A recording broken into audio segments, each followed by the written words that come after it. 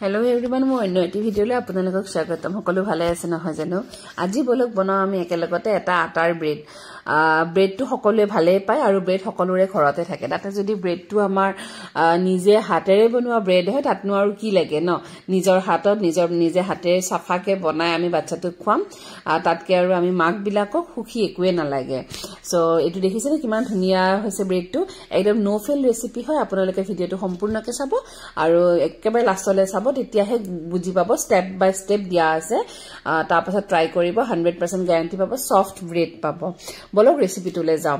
এতিয়া মই এটা বাটিত 1 কাপ গৰম পানী লৈছো, কুহুমীয়া গৰম পানী, যাতে আমি হাতেৰে চুই থাকিব পাৰো পানীখিনি। হেনেকুৱা গৰম পানী লৈ মই তাত 2 চামুচ ইষ্ট আৰু 2 চামুচ চেনি দি পেলাই মই অকমান সময় মিক্স কৰি তাক 20 মিনিট মান সময় থৈ দিছো ইষ্টটো ফৰমেন্ট হ'ব কাৰণে। এতিয়া মই এটা বাউলত 2 কাপ আটা আৰু এই এটা 10 টকীয়া পেকেট আহে যে আমুল পাউডাৰৰ পেকেট, সেই আমুল পাউডাৰৰ পেকেট এটা লৈছো আৰু আমি নিমখ আধা চামুচ মান নিমখ লৈছো, লৈ ধুনিয়াকে মিলাই ললো। আৰু এই ইষ্টখিনি দেখিছেনে প্লেটত যে লাগি গৈছে পুৰা ফোম টাইপৰ হৈ পেলাই। যদি ইষ্টটো এনেকুৱা এক্টিভ হৈছে আপোনালোকৰ, তেতিয়াহে আগৰ প্ৰসেস বিলাক কৰিব, নহলে বা নকৰিব, কাৰণ কি এনেকুৱা ফৰমেট হ'ব লাগিব, তেতিয়াহে আমি ৰিজাল্ট পাম। ইষ্টটো যদি এনেকুৱা নহয়, এনে পানী নৰ্মেল টাইপৰ হৈ থাকে, তেতিয়াহলে আমি ৰিজাল্ট নাপাওঁ। এটো আৰু পেলাই দিলে হ'ল, মানে গম পাব যে ইষ্টটো কাম নাই। তাৰ পাছত আমি এতিয়া তাত ইষ্টৰ মিশ্ৰণখিনি দি উঠি তাত মই 4 চামুচ পিছি লোৱা চেনি লৈছো। আপোনালোকে নিজৰ সোৱাদ অনুযায়ী ল'ব। সুগাৰ ফ্ৰী খালি সুগাৰ ফ্ৰীও কৰিব পাৰে, একো প্ৰবলেম নাই। তাৰ পাছত মই নৰ্মেল ৰুম টেম্পাৰেচাৰ থকা গাখীৰ অকমান দি ডোটো মই ধুনিয়াকে বনাই ললো। গাখীৰটো চাই ল'ব আপোনালোকে ডোটোত কিমানখিনি লাগে, কাৰণ কি আমাক এইটো এটা লুজ ডো এটা বনাব লাগিব। আসল কাম এইখিনিতে আছে, একেবাৰে হাতৰ বিহু উঠি যায়, কাৰণ কি বহুত আটাখিনি বহুত মাৰিব লাগে, একেবাৰে টানি মাৰি দিব থাকিব লাগে। আপোনালোকে যদি ভাবিছে আটাটো মাৰুতে হাতত লাগি ধৰিছে, তেতিয়াহলে অকমান ৰিফাইন তেল বা বাটাৰ লগাই পেলাই ধুনিয়াকে মাৰি থাকিব। লাষ্টত অকনো নালাগে হাতত, ধুনিয়া এটা ডো ৰেডি হৈ যায়। আৰু এতিয়া আমি তাক 2 ঘণ্টাৰ কাৰণে ৰেষ্ট দিম। এইটো দেখিছেনে মই ওপৰৰ পৰা তললৈকে লৈ পেলাই, এনেকুৱা ওপৰৰ পৰা তললৈকে লৈ পেলাই ডোটো ধুনিয়াকে তলত টাক কৰি দিছো আৰু এনেকে বাটি এটা থৈ দিছো। বাটিটোত ৰিফাইন মুছি লৈছো আগতে, আকৌ ডোটোৰ ওপৰতো অকমান ৰিফাইন মুছি মই কমেও 2 ঘণ্টা মান সময়, ঠাণ্ডাৰ দিনত অকমান বেছি সময় লাগে, গৰমৰ দিনত 2 ঘণ্টা মান সময়ত হৈ যায় ডোটো। 2 ঘণ্টা মান সময় গৰম জায়গা এটা থৈ দিছো। এইটো দেখিছেনে ফুলি ডবল হৈ গৈছে। এতিয়া মই কেক মোল্ড নহয় সৰি ব্ৰেড মোল্ডটো ঠিক কৰি লওঁ।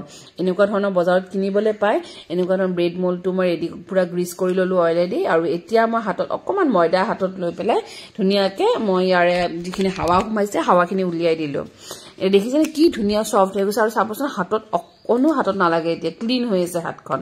কৈছিলো নহয় তেল মুছি মাৰি থাকিলে হাতখন ক্লিন হৈ যায়। এতিয়া মই শ্বপিং বোৰ্ড এখনত লৈছো, ধুনিয়াকে লৈ অকমান শুকান ময়দা ছটিয়াই, ময়দা বা আটা যিকোনো ছটিয়াই মই মাৰি লৈছো।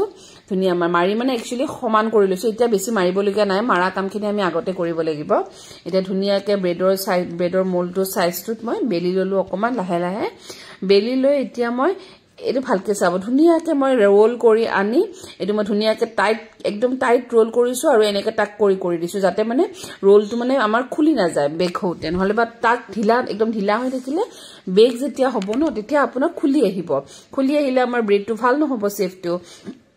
তাৰপাছত আকৌ সমানে চাৰিওফালৰ পৰা মই ধুনিয়াকে টাক কৰি তলৰ পিনে আনি এটা ব্ৰেড মোল্ডটো দি দিলো আৰু দি অকমান ব্ৰেডৰ সাইজত আহাৰ কাৰণে হাতেৰে নিজে মিলাই কৰ্নাৰ কেইটা ঠিক কৰি দিলো। এতিয়া মই তাত অইল অকমান লগাই মই কমেও আৰু এইটো মই কমেও 45 মিনিট মান সময় থৈ দিম। এইটো আৰু চাই ল'ব, কেতিয়াবা বেছিও লাগে কেতিয়াবা কমও লাগে, বতৰ লৈ পেলাই কথা। আৰু এইপানে বনটো ৰেডি কৰি ললো ঠিক একে প্ৰসেছত। আৰু এতিয়া ব্ৰেডটো চাবচোন, আমাৰ দেখিছেনে ব্ৰেডটো আকৌ ফুলি আহিছে। আৰু এইখিনি যে ফুলিছে ইয়াতকে আৰু বেছি নুফুলে। এতিয়া কেঁচা গাখীৰ অকমান ওপৰত ধুনিয়াকে ব্ৰাছ কৰি দিলো কালাৰটো অহাৰ কাৰণে। এতিয়া বেক কৰিম 200 ডিগ্ৰী সেলচিয়াছত 20 মিনিট সময়লৈকে বেক কৰিম। আমাৰ ব্ৰেড ৰেডি হৈ যাব, দেখাই পাব কিমান সফট হৈছে।